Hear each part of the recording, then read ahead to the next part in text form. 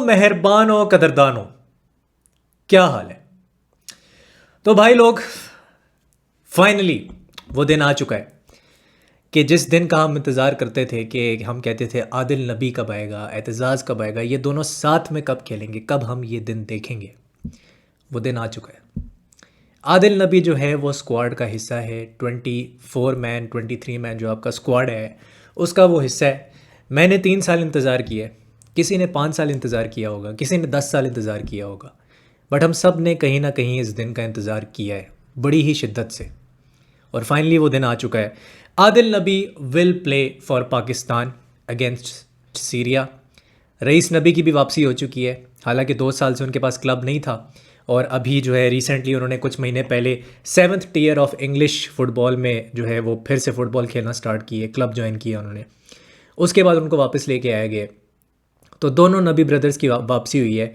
लेकिन ये ज़रूर है कि मुझे एक चीज़ का दुख है कि मोहम्मद फ़ज़ल इस स्क्वाड में नहीं है, जो कि पाकिस्तान का बेस्ट लेफ़्ट बैक है। ठीक है, अगर आप अपनी टीम बिल्ड कर रहे हो और आपका एक विज़न है कि यार 2026 सैफ चैम्पियनशिप में हमने खेलना है, आपका ये वो है अज़म है कि भाई हमने जी बांग्लादेश इंडिया को टफ़ टाइम देना है, उनको हराना है जाके, हमने सैफ चैम्पियनशिप के, आपका एक ख्वाब है कि सैफ चैम्पियनशिप में हमने फ़ाइनल तक पहुंचना है, जो कि पाकिस्तान हिस्ट्री में कभी नहीं पहुंचा।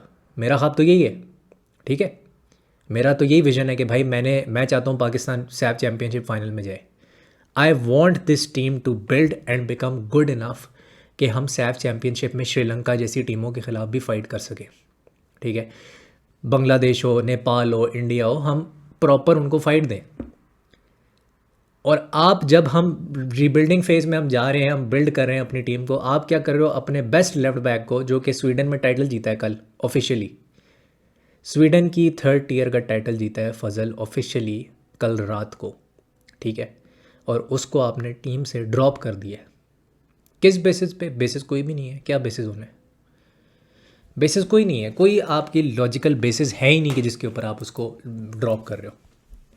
तो मुझे तो समझ नहीं आती कि why you are doing this, but still आपकी एक प्रैग्मेटिक अप्रोच नज़र आ रही है यहाँ पे साफ, और साफ दिख रहा है कि आपको जो है शायद टीम बिल्ड नहीं करनी, आपने सर्टन प्लेयर्स को खिलाना है और सर्टन प्लेयर्स को नहीं खिलाना। क्या ही बोल सकते हैं, बट खैर कलीमुल्ला जो है उनकी भी वापसी हो चुकी है। कलीमुल्ला जो हैं वो भी स्क्वाड के अंदर हैं। मैं लोकल प्लेयर्स का भी बता देता हूँ, और साथ में जो आपके 9 ओवरसीज़ पाकिस्तानी प्लेयर्स हैं। अली हैदर शाह का 8 नवंबर तक ये बात चल रही थी कि वो स्क्वाड का हिस्सा होंगे। वो डेनमार्क में खेलते हैं, और डेनमार्क का जो अभी उनका जो रिसेंटली जो क्लब है उसके लिए उन्होंने खेला भी है। इंजरी की वजह से वो पाकिस्तान अंडर 23 के लिए नहीं खेल सके, तो वो इंजरी की वजह से उनको एक लॉन्ग स्टैंडिंग इंजरी थी, लेकिन वो वापस आ चुके हैं इंजरी से। लेकिन वो मैच फिट नहीं है, क्योंकि 2-3 मिनट ही उन्होंने खेला है अपने क्लब के लिए। तो नॉल्बर्टो सोलानो अली हैदर शाह के केस में ये नहीं चाहता कि उसको रश किया जाए। ठीक है, तो वो मेरे ख्याल से डिसीजन ठीक है कि आपको किसी प्लेयर को रश नहीं करना चाहिए। अगर उसको फिर से इंजरी होगी तो फिर क्या होगा। तो अली हैदर शाह का ये केस है कि he is not in the squad. 8 नवंबर तक ये बात चल रही थी कि वो स्क्वाड का हिस्सा बन सकता है, क्योंकि उसने खेला था अपने क्लब के लिए रिसेंटली, कुछ 3-4 दिन पहले। अच्छा, अब हम ओवरऑल स्क्वाड की बात कर लेते हैं कि क्या सीन है यहाँ पे। सबसे पहले जी हम यहाँ पे गोलकीपर से स्टार्ट करेंगे। गोलकीपर में आपके जो साकिब हनीफ है वो इंजर हो चुके हैं। ठीक है, फर्स्ट ऑफ ऑल तो अब उनकी जगह कौन खेलेगा। अब 3 ऑप्शन है जिनको आप कॉल अप कर सकते हैं। एक तो आपका शिराज सादत है, जो कि बॉस्टन यूनिवर्सिटी के अंदर खेलता है, वहाँ पे वो बायोमेडिकल इंजीनियरिंग कर रहा है। ठीक है, बॉस्टन यूनिवर्सिटी जो है, और उसकी यूएसए की डिवीज़न 1 में वो खेल रहा है। आई थिंक केला सिद्दीकी भी शी ऑल्सो प्लेज देयर, जो हमारी पाकिस्तान विमेंस टीम की सेंटर बैक है। तो शिराज सादत गोलकीपर है, that guy can play for Pakistan. ठीक है, उसको आप कॉल अप कर सकते हो। फिर आपके पास आदम खान को सब जानते हैं, ब्लैकबर्न रोवर्स की अंडर 21 टीम में खेलता है। फिर यूसुफ बट को सब जानते हैं, 5th टियर ऑफ डेनमार्क में वो खेल रहे हैं, और आपके 35-36 ईयर ओल्ड आपके गोलकीपर हैं, और बहुत ही ज़्यादा उनके पास एक्सपीरियंस है। पिछले 12 साल में वो कभी ड्रॉप नहीं हुए थे अफ़गानिस्तान की ये जो मैचेस हैं उससे पहले। अब यूसुफ बट का एक मैं आपको बात बता दूं कि नॉल्बर्टो सोलानो ने कभी ज़िंदगी में यूसुफ बट को अपनी आंखों से खेलते हुए नहीं देखा है। उसके पास एक पेपर आया था, उसने उस पेपर पे उसकी एज देखी, उसकी पोजीशन देखी, और देखा जी ये डेनमार्क की 5वीं टियर में खेल रहा है, तो मैंने इसको नहीं खिलाना। जी ये 35-36 साल का हो गया तो मैंने नहीं खिलाना। लेकिन आई टेस्ट करके कभी यूसुफ बट ने को कभी यूसुफ भट्ट को नॉल्बर्टो सोलानो ने देखा ही नहीं, और उसने सिर्फ पेपर पे देखा है और पेपर पे विजुअलाइज किया है यूसुफ भट्ट को, ठीक है, ये फैक्ट है। और इस बेस पे उसको ड्रॉप कर दिया गया कि उसकी एज ये है और उसकी टीयर ये है। तो ये एक तो बात है। इसके अलावा हसन अली है आपके पास जो कि वापडा के प्लेयर हैं, वो आपके गोलकीपर हैं। उस्मान खान पोपो एफसी के लिए खेलते हैं, वो पोपो के प्लेयर हैं, गोलकीपर हैं, पाकिस्तान अंडर 23 को भी रिप्रेजेंट कर चुके हैं। अब्दुल्ला इकबाल स्वीडन में टाइटल जीते हैं, आपके कैप्टन हैं। इसमें आदम खान की बात चल रही है कि आदम खान जो है ना उसको लाया जा सकता है। उसके काफ़ी चांसेस हैं कि वो रिप्लेस करेगा साकिब हनीफ को, जो कि ब्लैकबर्न रोवर्स की अंडर 21 टीम में खेलते हैं। तो देखते हैं। फिर आपके यहाँ पे साथ में वकार इत्शाम बलोच हैं जो कि KRL के जो डिपार्टमेंट है उसका बेस्ट सेंटर बैक है, सही है। मोहिबुल्ला अफरीदी है, कराची यूनाइटेड के प्लेयर हैं, अंडर 23 में खेल चुके हैं पाकिस्तान के लिए, पाकिस्तान सीनियर टीम के लिए खेले हुए हैं। और यहाँ पे अब्दुल्ला शाह की वापसी हुई है। अब्दुल्ला शाह अफ़गानिस्तान के मैचेस में भी उन्होंने, आई थिंक दोनों मैच में उन्होंने स्टार्ट किया था, तो ही इज़ बैक अगेन। और राइट नाउ हमने इनको स्पार्टक्स में खेलते हुए देखा था बलूचिस्तान गोल्ड कप में। जुनेद शाह भी ऐसे गार्डन्स के वैसे प्लेयर हैं, लेकिन जुनेद शाह जो हैं वो भी स्पार्टक्स FC में खेल रहे थे बलूचिस्तान गोल्ड कप में, जो कि ये वो टीम है जो बलूचिस्तान गोल्ड कप जीती थी। उसके बाद जी अली उज़ैर गुज्जर, ये वापडा के डिपार्टमेंट में खेलते हैं। उसके साथ आपके मोहम्मद हयान खटक, अब फैंटास्टिक प्लेयर, जैसे तूफ़ैल एक बहुत अच्छा टैलेंट है आपका कराची यूनाइटेड का, उसी तरह हयान खटक जो है वो भी बहुत अच्छा टैलेंट है पोपो का। और ये डबल पिवट में खेल सकता है, सेंट्रल अटैकिंग मिडफील्डर खेल सकता है, दोनों रोल्स में बड़ा मतलब इक्वली गुड है वो। So I think this guy is going to be a future star as well for Pakistan. Aitzaz Hussain, मतलब ये तो मतलब दिल की धड़कन है, ठीक है। तो चैम्पियंस लीग में खेल चुका है, क्वालिफिकेशन मैचेस, यूरोपा लीग में खेला हुआ है, बिग स्टार, मतलब एतजाज़ से बड़ा स्टार मुझे नहीं लगता अभी कोई पाकिस्तान टीम में है। आलमगीर गाजी, थिम्पू सिटी के साथ इनका कॉन्ट्रैक्ट 31 अक्टूबर को ख़त्म हो गया था, ये वापस आ चुके हैं और ये जो हैं पाकिस्तान के लिए रिप्रेजेंट करेंगे। अफ़गानिस्तान के मैचेस में भी हमने इनको देखा था and he actually performed really well, specially in the first leg. Rais Nabi की वापसी हुई है, ये मैं बता चुका हूँ।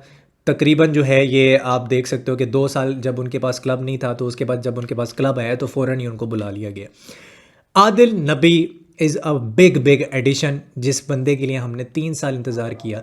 डंडी के लिए ये खेल चुके हैं, फुटबॉल क्लब डंडी के लिए, स्कॉटिश प्रीमियरशिप में, ठीक है। सिप्रस की टॉप टियर में खेले हुए हैं, ग्रीस की टॉप टियर में खेले हुए हैं, वेस्ट ब्रोम जो कि एक ज़माने में प्रीमियर लीग की टीम थी उसकी यूथ अकेडमी के लिए खेले हुए हैं। और ये इंडियन सुपर लीग में दिल्ली डायनामोस के लिए भी खेल चुके हैं, जो पहला सीज़न था इंडियन सुपर लीग का। यस। फिर जी हारिस ज़ेब, यहाँ पे हारिस ज़ेब जो है वो बहुत इंपॉर्टेंट है। ये आपका प्राइमरी राइट बैक होने वाला है, क्योंकि आपने जेडन मेयर्स को तो नहीं बुलाया, तो आपका ये सीन है कि आपका हारिस ज़ेब होगा। और ऑकलैंड के लिए खेल चुके हैं, फीफा क्लब वर्ल्ड कप में पाकिस्तान की नुमाइंदगी कर चुके हैं, पाकिस्तान को रिप्रेजेंट कर चुके हैं। ओटिस खान की फिर से वापसी हो चुकी है, लेफ़्ट विंग पे खेलेंगे। शाइक दोस्त आपके बेस्ट विंगर हैं लोकल, और ये भी वापडा के डिपार्टमेंट के लिए खेलते हैं। फिर फराज गुलजारी को देख के अगेन मुझे बहुत खुशी होती है। होपफुली फराज गुलजारी अगले 1 साल में मेलबर्न सिटी के लिए ऑस्ट्रेलिया की A लीग में खेलेंगे, जैसे इंडिया के रायन विलियम्स ने खेला था। तो फराज गुलजारी भी बहुत जल्द होपफुली खेलेगा ऑस्ट्रेलियन A लीग में। फिर अब्दुल समद अरशद को देख के मैं बहुत खुश हूँ, ब्रॉन्ज हॉज के लिए खेलते हैं, असिस्ट्स कर रहे हैं, गोल्स मारे हैं। अगस्त में इन्होंने ब्रॉन्ज हॉज को ज्वाइन किया था, ठीक है, और तब से लेके अभी तक काफ़ी अच्छी फॉर्म में वो खेल रहे हैं। और ये मैं समझता हूँ कि ये पाकिस्तान के बेस्ट राइट विंगर है, मेरी नज़र में तो है। पाकिस्तान का अगर लोकल राइट विंगर देखा जाए तो उसमें जो आपका बेस्ट प्लेयर है वो है जो आपके लोकल जो आते हैं उसमें मोइन अहमद है। और मोइन अहमद जो है वो KRL के डिपार्टमेंट के लिए खेलते हैं। फिर यहाँ पे अली हैदर शाह का भी नाम था, बट यहाँ पे नाम है बट वैसे वो आएंगे नहीं। 2 आपके सेंटर फॉरवर्ड हैं जो प्रॉपर सेंटर फॉरवर्ड मैं कह सकता हूँ, एक आपके कलीमुल्लाह खान है और दूसरे आपके उमर नवाज़ है। उमर नवाज़ की अगर मैं बात करूं तो जो APS का अटैक हुआ था, ये लड़का पेशावर में पैदा हुआ है। APS का अटैक हुआ था 2014 में, और उसके बाद मैंने इसके ऊपर एक डेडिकेटेड रील भी बनाई थी, वो भी देख सकते हो आप। ये UK चला गया था, फिर इसका जो भाई है वो APS का सर्वाइवर रह चुका है। इसका एक और भाई था, उसकी डेथ हो गई थी APS के अटैक में। और फिर उमर नवाज़ राइट नाउ वो रेक्सहैम की यूथ टीम में खेल रहा है, जो कि रायन रेनल्ड्स की टीम है। उनकी विमेंस टीम जो है रेक्सहैम की, उसमें हमारी मरियम महमूद भी खेलती है। तो he is doing well there. और वुल्वरहैम्पटन वांडरर्स की यूथ टीम में खेल चुका है उमर नवाज़। तो कलीमुल्लाह जो है आपके प्रॉपर नंबर 9 है और 45 मिनट के लिए ऑब्वियसली आई थिंक ये 45 मिनट के लिए तो खेल सकते हैं। या तो आप इनको स्टार्ट करवाओगे और फिर हाफ टाइम पे सब्सटीट्यूट करोगे, या फिर आप इनको हाफ टाइम पे जो है वो लेके आएंगे और आप इनको सेकंड हाफ में खिलाएंगे। तो ऐसे आप इनको यूटिलाइज़ कर सकते हो। अच्छा, अब मैं आदिल नबी पे ख़ास तौर पे बात करना चाहता हूँ। आदिल नबी एक फॉल्स 9 प्लेयर है और एक नंबर 10 रोल का प्लेयर है। ये दो रोल में आप उसको डिफाइन कर सकते हो, या तो वो फॉल्स 9 खेल सकता है या वो नंबर 10 खेल सकता है। उसका सबूत मैं आपको यहाँ पे दे देता हूँ। ये है जी उसका हीट मैप, पूरे सीज़न का हीट मैप है ये, ठीक है। ये एक मैच का हीट मैप नहीं है, ये पूरे सीज़न का हीट मैप है 2023-2024 का, आदिल नबी का, जब वो सिप्रस की टॉप टियर में खेल रहा था, ठीक है। ये पूरा हीट मैप है। इसमें क्लियरली नज़र आ रहा है कि वो जोन 14 के अंदर खेलता है, बॉक्स के बाहर। वो हाफ स्पेसेस में खेलता है, बॉक्स के बाहर। वो बॉक्स का प्लेयर नहीं है, वो एक आउट एंड आउट नंबर 9 नहीं है, सही है। तो आपके जो out and out proper traditional number 9 Kalimulla है और उमर नवाज है। उमर नवाज मुझे नहीं लगता स्टार्ट करेगा, वो सिर्फ 18 साल का है, ठीक है, और अपना डेब्यू करने जा रहा है प्रॉबेबली।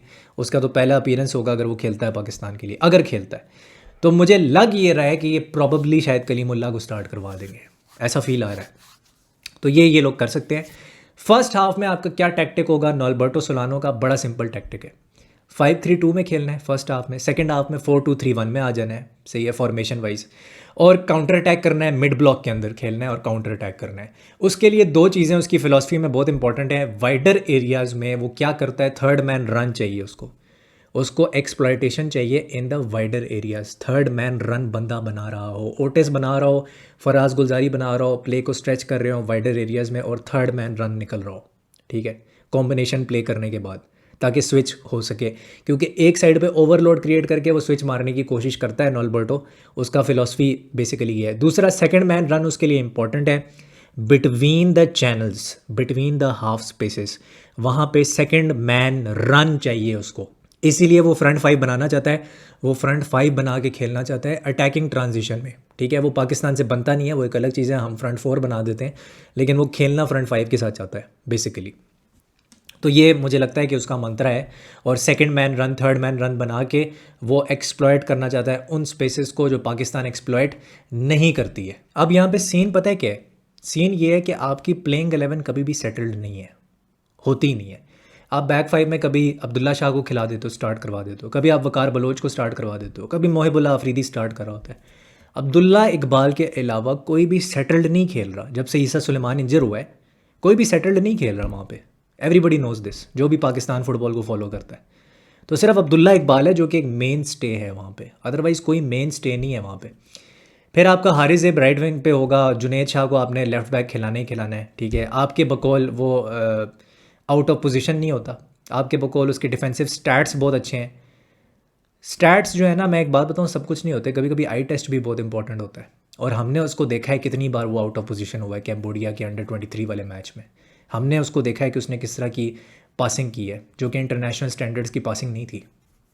आई टेस्ट भी इंपॉर्टेंट होता है, स्टैट्स हर चीज़ नहीं होती। स्टैट्स आपको हमेशा हर चीज़ ठीक नहीं बताते, ज़रूरी नहीं है कि आपको स्टैट्स ही हर चीज़ सही बताएं। तो अगर आपने अपनी आंखों से जुनेद शाह को देखा है तो आई एम श्योर किसी ना किसी लम्हे में आपको फील हुआ होगा कि यार फजल की तो क्लास ही अलग है, ये आपको फील ज़रूर हुआ होगा। तो मिडफील्ड 3 जहाँ तक आपका ताल्लुक़ है, अगर आप मिडफील्ड 3 में जाते हो, वहाँ पे रईस नबी हो सकता है, आपका एतजाज़ हो सकता है, सही है। And probably you might go with the likes of Alamgir as well. आपकी मिडफील्ड अब काफ़ी स्ट्रांग हो गई है क्योंकि वहाँ पे रईस नबी भी आ गए, वहाँ पे आपका एतजाज़ जैसा प्लेयर जो कि चैम्पियंस लीग क्वालिफिकेशन मैचेस की एक्सपीरियंस रखता है, वो आ गया, 4 बार टाइटल जीता हुआ है नॉर्वे में, सही है, वो आ चुका है। तो ये आपका एक अच्छा ब्लेंड बन गया कि आलमगीर भी है, वो भी थिम्पू सिटी भूटान का एक्सपीरियंस लेके आ रहा है, वो भी बाहर खेल के आ रहा है। तो मिडफील्ड आपकी तगड़ी बन चुकी है। आई थिंक मेरे लिए अब अगर मिडफील्ड आती है, आप मेरे से पूछोगे मिडफील्ड 3 क्या है, तो रईस नबी, आलमगीर और ये मिडफील्ड हो सकती है। ऑफ कोर्स यंगस्टर्स को आप चांस दे सकते हो, the likes of Tufail Khan Shinwari, the likes of Hayan Khattak, आप इनको चांसेस दे सकते हो। और नॉर्बर्टो सोलानो इन पे बहुत ज़्यादा ट्रस्ट भी करता है, मोहिब पे बड़ा ट्रस्ट करता है वो, ये सबको पता है। बट द थिंग इज़ कि अगर आप सीरिया के ख़िलाफ़ खेल रहे हो तो मैं अपने सीनियर प्लेयर्स के साथ जाऊँगा। मेरे सीनियर प्लेयर्स कौन है? आलमगीर, रईस और आपका एतजाज़ जो कि 32 साल का है, सही है। फिर फ्रंट टू में फिर आपका डिबेट है कि यार आप आदिल नबी के साथ जाओगे फ्रंट टू में, अगर आप 5-3-2 में खेल रहे हो इन द फर्स्ट हाफ, और आप कलीमुल्लाह के साथ जाओगे, आप क्या करोगे? तो मिकाइल अब्दुल्ला नहीं है, Mikail Abdullah is not in the squad, उसको आपने लिया नहीं है। तो दो स्ट्राइकर ही हैं आपके पास। तो आपके जो दो स्ट्राइकर मुझे समझ में आ रहे हैं, क्योंकि अदील यूनस भी नहीं है, वो इस वक्त यही मुझे लग रहे हैं कि यार आप या तो फराज गुलजारी के साथ चले जाओगे, ठीक है, या फिर आप कलीमुल्लाह के साथ चले जाओगे। इसमें से कोई एक खेलने वाला है, ये हो सकता है अगर आप 5-3-2 में जा रहे हो। और फ्रंट टू में आपका फराज गुलजारी फिर खेल रहा है अलॉन्ग साइड आदिल नबी।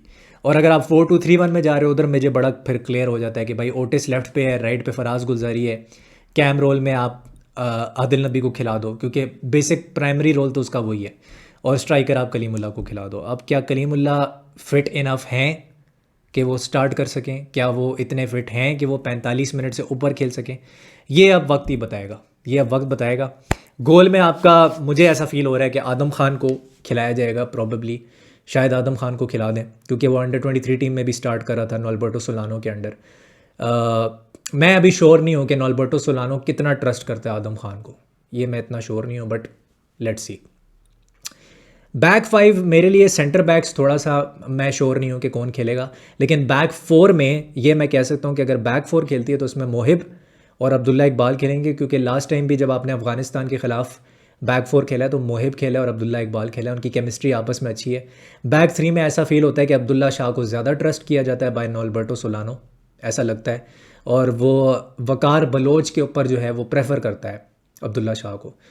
तो ये अब उसकी प्रेफरेंसेस हैं, और अभी फ़िलहाल मुझे यही लग रहा है कि अब्दुल्ला शाह अगर बैक 3 होती है तो अब्दुल्ला शाह स्टार्ट करेंगे with Mohib and with Abdullah Iqbal, जैसे कि अफ़गानिस्तान में हुआ था, वही कॉपी पेस्ट होगा। अब आप क्या लो ब्लॉक में खेलोगे, पार्क द बस करोगे, सीरिया के ख़िलाफ़ क्या करोगे? सीरिया की जहाँ तक बात की जाए, यहाँ पे मेरी वीडियो आपको मिल जाएगी। सीरिया जो है वो पॉट वन में टॉप रैंक्ड टीम थी AFC एशियन कप क्वालिफायर में। उनका मैनेजर है होजे लाना, वो स्पेनिश अंडर 19 टीम को कोच कर चुका है, और वो 24 मैचेस उसने कोच किए हैं स्पेनिश अंडर 19 टीम को, उसमें से एक मैच वो हारा है, 24 में से एक हारा है वो, ठीक है। 4-2-3-1 उसकी फॉर्मेशन होती है मोस्टली, ठीक है। 4-1-4-1 में भी वो खेल लेता है, सम टाइम सिंगल पिवट में भी खेल लेता है इन सर्टन फेजेस। और कभी कभी ये होता है कि उसका जो एक फुल बैक है वो बहुत ज़्यादा आगे जाता है और एक फुल बैक उसका कंजर्वेटिव होके खेलता है, सही है। सो आई फील कि वो बिल्डअप करेंगे, फर्स्ट थर्ड से मिडल ऑफ द थर्ड्स में आएंगे, वो बिल्डअप करेंगे, और फिर वो वाइडर एरियाज़ में जाएंगे तो लॉन्ग बॉल देना स्टार्ट कर देंगे from the middle of the thirds, और फिर वो विंग से अटैक करेंगे आपको। तो उसके लिए आपके फुल बैक्स तगड़े होने चाहिए। अब जुनैद शाह के ख़िलाफ़ कौन सा प्लेयर खेलेगा, मैचअप क्या होगा, जुनैद शाह उसको डिफेंड कर भी सकता है कि नहीं कर सकता, ये बहुत बड़ा सवाल है, ये बहुत बड़ा सवाल है।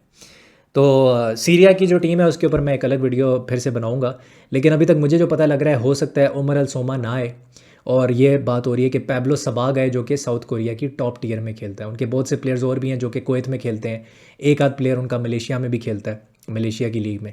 सो वहाँ पे ये जो है इनके प्लेयर्स खेल रहे हैं, so they have exposure of other leagues as well. Syria की टीम एक टॉप टीम है और उनको हराना बहुत मुश्किल है। उन्होंने इंडिया को भी 3-0 हराया था, हमें उन्होंने 2-0 हराया था लास्ट टाइम सीरिया ने, जो हमारा अवे मैच हुआ था, जिसमें अली उज़ैर गुज्जर की एक बहुत ही कमाल परफॉर्मेंस थी। बट आई फील कि एक मिसिंग पीस हैं, एक दो मिसिंग पीस हैं पाकिस्तान की टीम में, ये जो बिल्ड हो रही है। आदिल नबी पे मैं बहुत खुश हूँ, लेकिन फ़ज़ल पे मैं खुश नहीं हूँ। मैं यूसुफ बट की एक्सक्लूजन पे खुश नहीं हूँ। मुझे ऐसा फील होता है कि हम गोल कीपिंग डिपार्टमेंट में हम क्लियर नहीं हैं कि हमारा मेन गोलकीपर कौन है। हम लेफ़्ट बैक पे क्लियर नहीं है हमारा मेन लेफ़्ट बैक कौन है, और जिस लेफ़्ट बैक को हम खिला रहे हैं क्या उसकी सिलेक्शन मेरिट पे हुई है? ये सवाल हम सबको अपने आप से पूछना चाहिए, और मेरिट के लिए हमेशा आवाज़ उठानी चाहिए। तो यही है आज की वीडियो। अगर आपको वीडियो पसंद आई है तो मुझे ज़रूर बताना, और लाइक करना, शेयर करना, सब्सक्राइब करना, कमेंट सेक्शन में बताना आपकी प्लेइंग 11 क्या होगी, व्हाट इज़ योर प्लेइंग 11, और what do you think about Syria, इसके बारे में भी बताना। I will see you soon in another video. Syria की हम एक ऑपोजिशन एनालिसिस करेंगे। टेक केयर, बाय बाय, हस्ता ला विस्ता।